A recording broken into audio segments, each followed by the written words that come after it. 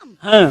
पढ़ लिख के तो पवन सिंह बनना चाहते हैं। पवन सिंह। देखिए, पवन सिंह भोजपुरी के एक ऐसे सिंगर हैं जिनके दीवाने बच्चे बच्चे हैं, जो कि हमेशा किसी न किसी बच्चे का वीडियो सामने आता है जिसमें बच्चे पवन सिंह के प्रति अपनी दीवानगी प्रस्तुत कर रहे होते हैं। और भाई लोग, ऐसा ही एक वीडियो सोशल मीडिया पर बहुत ही तेजी से वायरल हो रहा है, जिसमें एक मीडिया कर्मी के द्वारा छोटे बच्चे से सवाल किया जाता है कि बाबू तुम्हें पढ़ लिख कर क्या बनना है। तो उस बच्चे का जो जवाब आता है, आप सब सुनकर चौंक जाएंगे। हाँ।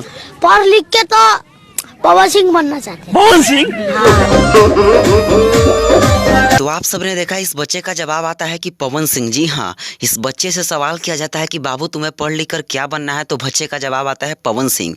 यानी आप सबने देखा कि बच्चे में कितनी ज़्यादा दीवानगी है पवन सिंह के प्रति, जो कि हर बच्चे का सपना होता है कि मैं पढ़ लिख कर IAS बनूँ, IPS बनूँ, डॉक्टर बनूँ और इंजीनियर बनूँ। लेकिन इस बच्चे का जवाब आपने सुना कि मुझे पढ़ लिख कर पवन सिंह बनना है।